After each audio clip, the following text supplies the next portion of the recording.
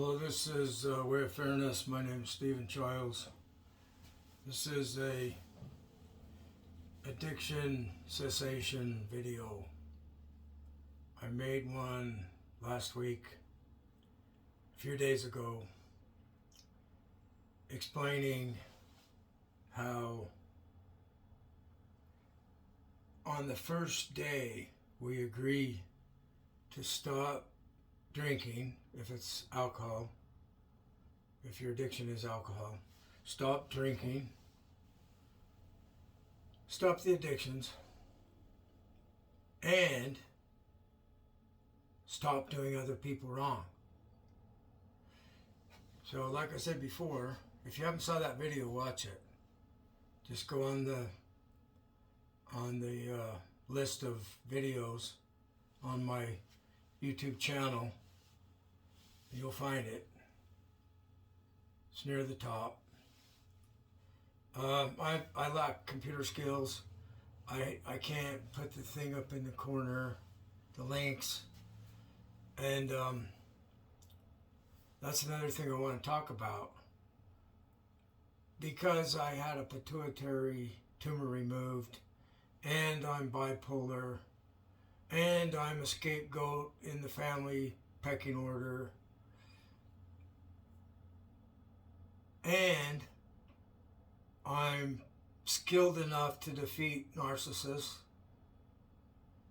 I love to defeat narcissists because they cause so much trouble in the world. They set up an order that they want everyone to be in their order, surrender to their order. And they bring all they can get to get you to give up. God threats, Satan threats. On the other hand, they'll want you to hook up with somebody sexually. And they want you to play. I don't do sex, so they cannot use that against me. They can't entice me enough. There's not a sexual power strong enough to cause me to join their group. I won't do it.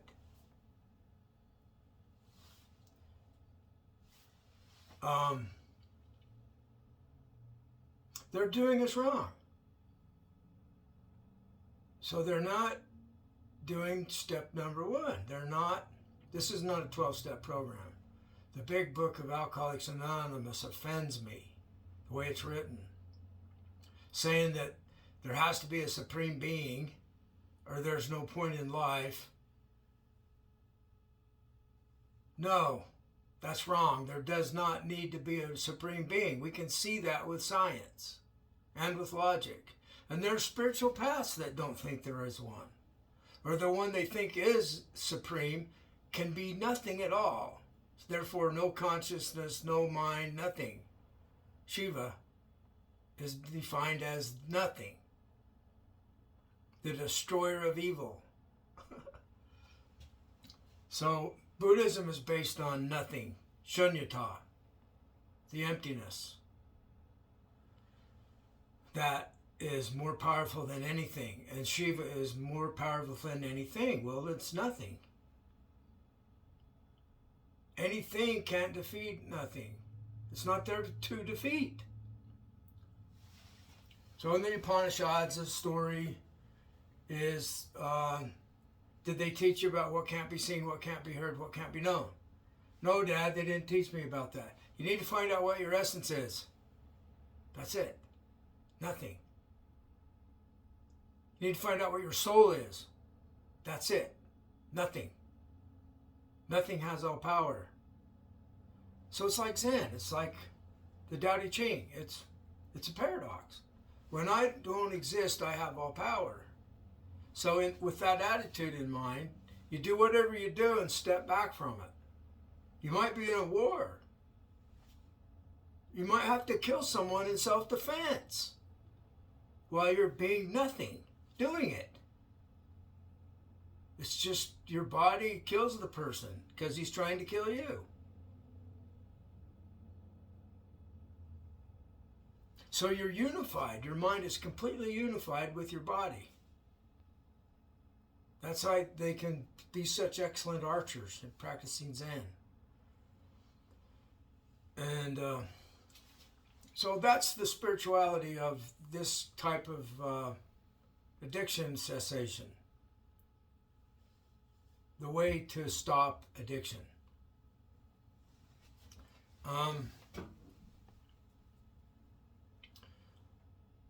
AA has been a mixed blessing for me. I've learned a lot of spiritual ideas, mental strategies. If you're atheist like me, you'd rather use mental strategies, psychology. I'm a faith-based atheist, so I have faith in extraterrestrials that are also faith-based atheists, and they're helping me to get victory over these people that are trying to get me to surrender to some narcissistic leader with their flying monkeys. So they're all just flying monkeys. The pretty girl is a flying monkey for the narcissist that probably is not even of this world. There's no human to find. Maybe there is a human to find. If there is, he better run. And if he tells me to die, I'm going to say, after you. I'll dig a hole and get a shovel. I'm going to bury you. Because if you want me to die, you're going to die first, after you. It's all about having the mental strength and the pureness that I don't do people wrong anymore. So I'm able to say that to this corrupt entity that wants me to stay in the game by being interested in this powerful sexual attraction. So I'm having people at AA defending me against this stuff. And there was a guy that told me, if I don't want to be in a God program of AA, then leave. Why don't I leave? And I'm upset about that because people die from people saying that at AA.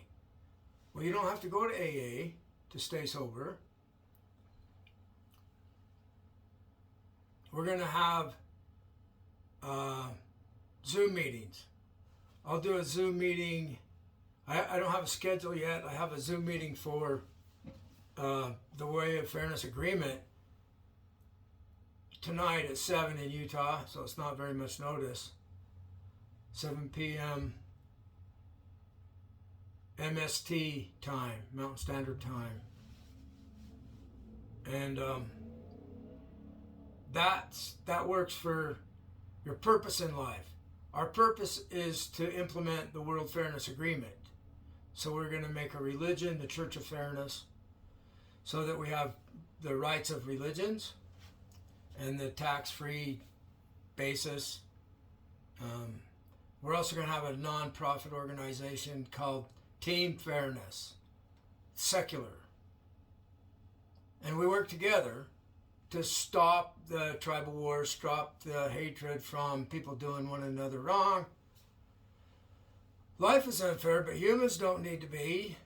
We can stop being unfair to each other.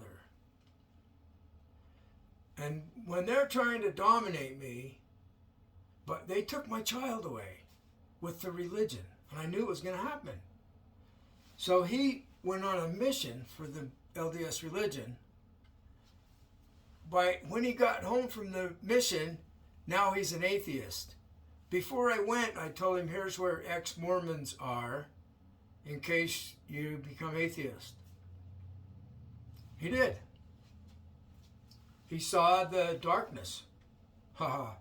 I learned something from our mythology. The sun is the god of the day, and Saturn is the god of the night. And Saturn is spelled like Satan. Sanda. He's got a trident. And if you compare that to being Shiva with the Trisula, that has more power than the Creator. He cut the Creator's head off so he could defeat evil. Then that's similar. So this is why we have a opposition of Satan to the unfair religion of Jesus. Christianity was systematized by the Roman Empire with the Catholic religion. Prior to that, there was Gnostics that had some Buddhist-like ideas. The Gospel of Thomas is one. Very Buddhist. And it doesn't talk about God, it talks about the Father. They're atheists. So they thought there was a creator God because they didn't know about evolution. So I'm not a Gnostic. Those are mutually exclusive terms. I'm against unfair gods like they were. So we have that in common. Any belief that's not unfair is okay. You can believe there's a supreme being. Maybe you really do. You just can't fathom that we're here without a supreme being that has power over me, over you, and over everything else. That's fine as long as it's not unfair to me. If you claim there's something that has power over me fundamentally, whatever that is has to be fair to me, or I'll be like Shiva and find a way to cut its head off for being unfair to me. See what I'm saying? So I've been fighting this good fight, against the cult side of things. So I don't have anything against AA. I don't have to listen to the bullshit about if there's not a supreme being, then there's no purpose in life, like Bill thought. This was written back in 1945. He might have changed his mind by now, you know? So, this is our foundation. We have the most power, and we ask help from the most powerful. Because it's got minds. The all-powerful all, 99.99% of it has no mind. It doesn't have a brain. It's just rocks and water and empty space that has mass. But where there's consciousness, where there's mind, there's power to help other people with minds and consciousness by making a choice to be helpful to others. That's altruism. We're based on helping other people that need our help, and we dare do it. If there's somebody being unfair to you, they better run, and you won't have to. Because we got help from them. They're faith-based extraterrestrials. That's close enough for them, for me to call them that. I know they're real because they arrange my life. It's amazing. So once you win, then things start going your way. I'm winning, finally. And if I'm not winning, I go into a horrible depression real fast. So I'm in a mushroom church too, psilocybin. It's miraculous. I have this health problem, pituitary tumor. I felt like killing myself because I was not right anymore. I don't feel the same. And that is the best drug I've ever came across for my condition. I did take Wellbutrin for a while and I could feel it. It was a low dose and I felt that it was helping. And it's the same effect. It's serotonin. It's an uptake blocker, so it blocks your body's ability to absorb the serotonin out of your brain. Psilocybin just causes a flood of psilocybin into your brain. So if you take like 1/10 of a gram, that's 100 milligrams, that's plenty. You'll feel it. You'll feel like a slight relaxation. You'll be able to stop thinking more easily. And occasionally we do a psychedelic level dose to connect to the divine mind. And it's incredible what I'm achieving in that state of mind that affects the real world. So I'm having these beings that have been troublesome to me, and I realized I can't keep them out. So the walls came down, and they came in and they tried me on for size, like I'm their shirt. And it was kind of annoying to have them doing it, but it didn't really harm me. And we're being taught about this, because I was taught about this through just regular dreams, visions at night. I was taught that a woman that was, young woman, very attractive, she's my shirt. She's my shirt.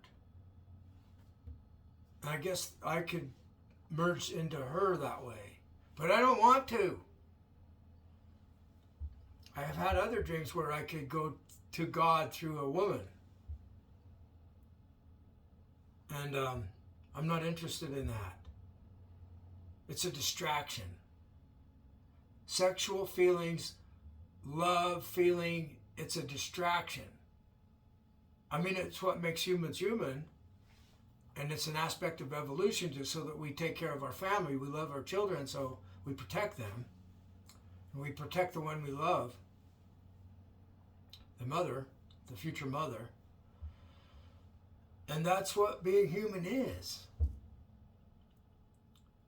So it's a major distraction. So people that have a high purpose in their life, maybe they're like making music even, or they're defending the country or the town, so they're not involved in taking care of their family. They're doing something else. So right now I'm taking care of the universe. I'm doing something else. I already have children, so I don't need to focus on in fact, if I was to try to protect and defend them, I would be too protective.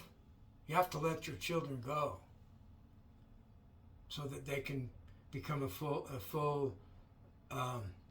Maslow called it a self-actualized human being. And Carl Jung calls it individuation. So we're a group of individuals that do our own thing. We don't have a boss. We don't belong to the group. It's like the girls want you all to dance in the dance that they have arranged. No, we don't want to do that. We want privacy. I mean, it's okay to dance like that, but you know what I'm saying? If you're a man, you don't want her family running your life. You want to run your own life. And she can run hers. And if you don't get along, you can say goodbye. So I went through enough broken hearts saying goodbye that I do not want to fall in love again, ever. I do not want any sexual feelings again, ever. It's relief. It's a big relief. So then you start to see how much the puppet master uses love addiction. This is one of the addictions that people might benefit from my